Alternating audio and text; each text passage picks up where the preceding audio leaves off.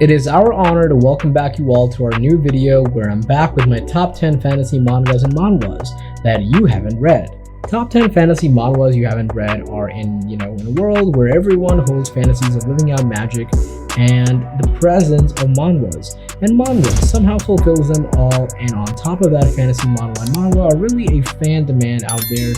And it's also titled, popular and really enjoyed and read by many in the current timings. Fantasy manhwas and mangas that you haven't read will surely keep you hanging, and as a fantasy manhwa and manga, manhwas in our today's list must be a completely new topic which will keep you guys reading something from the list for sure. And now, without having any ideas or more delays, let's straight get into our list.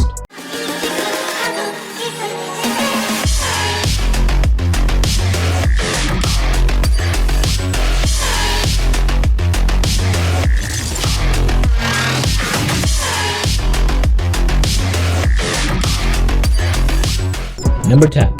I blocked the Demon King's ultimate attack and ended up becoming the Lil Hero's full-time nanny. When the eccentric party of the strongest middle-aged meat shield and the weakest DPS Lil Hero partners just to gain the victory over their enemies and lead them to death, that's where the story begins, and with their strong survivability, they are headed on a comfortable and a life they ever dreamt of in whole another world. The title is kind of misleading because he's not a nanny, he's in a party by choice with a young female adventurer. Also, it never explicitly stated he defended against the Demon Lord's attack, so that's a thing as well. It's a pretty good thing. There's like a platonic father-daughter kind of relationship, and it's pretty cool. Number 9. Reincarnated into a game. This prince is so hard to raise. All begins when a finding girl, that's the thing, apparently. She finds herself in the world of an Akami game where she is Hill Augustine, who was a pretty young noble girl, and her goal was to take care of Prince Julian, who was later said to become the future emperor of the game's world. Therefore, she now has to be careful and not act out of character because that might lead her to fail the game. And also, her life may ultimately sum to an end, so yeah, that sucks. That too in real life. I'm sure that you haven't read such a manga, and I definitely recommend it. Number 8. The Record of Unusual Creatures. Hal Reynolds, the main character of the series, who was just an ordinary landlord, and also had a werewolf and a vampire girl living in his house.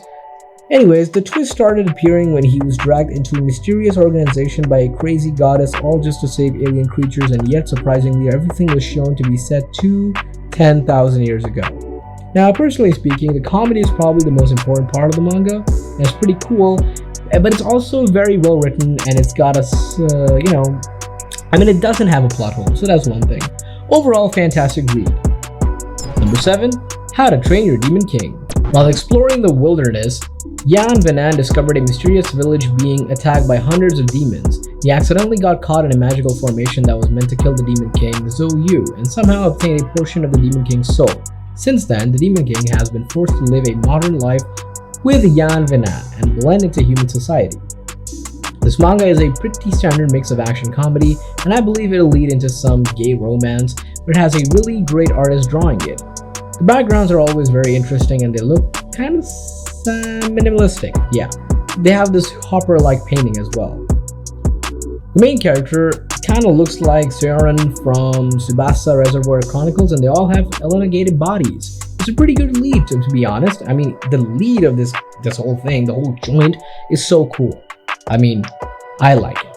I really do. And it's also a great read. Get it? Read and lead? Haha. Number 6. Dragon Prince Yuan. Oh, it was Yuan, a young man in a world where cultivators are paramount. His brush plunges into a chaotic world and lights up the heavens. The moment Yuan was born, a mystical sign appeared in all heavens. Dragon chiefs swirled around him, and a dragon roar shook the land.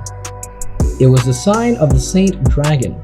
His 8 great meridians naturally were opened at birth, allowing him to skip the 8th great meridian's awakening realm and watch the chi-nourishing realm. This is known as the legendary 1 in a billion Saint Dragon blessing, which bestows upon one of the potential to reach the greater cultivation stages. So it's pretty cool. They generally have their own goals, the characters are pretty cool, and there's no OP cheats or something. The OP items usually have drawbacks to balance them out, so it's not just too overpowered. It's pretty cool. There are also no immersion destroying moments, and MC never goes full immature. So it's pretty cool. Number 5. Hidden Road of the Netherworlds. When the world population was on a huge rise, and also due to it, the depletion of the world resources strike, as well as the lifespan of all humans was then limited to 75 years too. And then when Zhang Yi, who was a high school kid, was also known as the most evil student to exist, when he tries to help his grandfather avoid the mandatory death, he discovered when the purpose of the mandatory death law is to cover up a secret that mankind cannot bear to know. It was just an accidental knowledge ever passed on to him, but ever since then, all kinds of things and people that he's ever heard of keep getting drawn into his life. The truth of the world is gradually revealing itself to him too. Number 4. Handling the Demoness and the Saintess.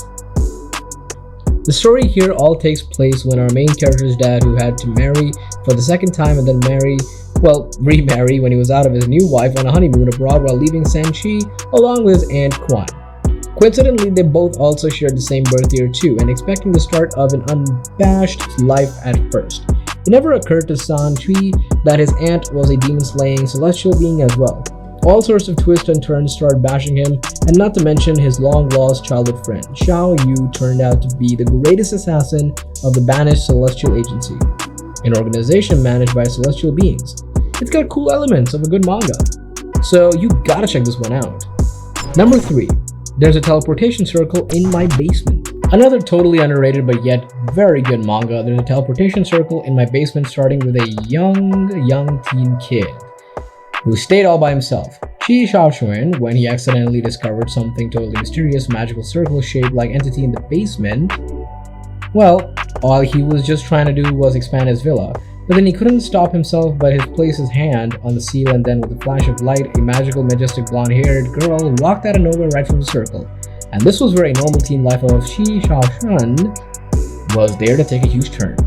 Number 2. The Supreme Reincarnated. Chen Li, who is the main character of the series, was destined to fail due to fate. However, he got really lucky and he was reborn and returned to his youth, where his family hadn't been destroyed and his parents and loved ones had yet to die a tragic death. Chen Li, who was determined to make up for his regrets with the memories of his past life, with his peerless talent, Cheng Li then decides to embark on a long journey against the heavens. Protect the family, crush the enemy, and the world's treasures are in my hand. Lying on the knees of a drunk beauty, awakening the power of the world, becoming a supreme, invincible emperor. Definitely include this one on your list. And number 1, we have I, the strongest demon, have regained my youth? To keep up his standard, Xin Sheng, the unceasing devil ruler who controlled the world, dove deep into the evil spirit domain to track down the most elevated and most grounded power.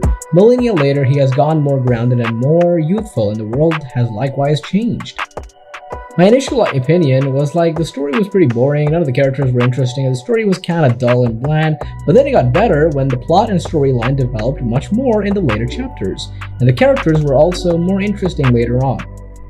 The MC is great, he's so rational and calm, a refreshing change from those classic OP MCs who just got crazy every 3 chapters.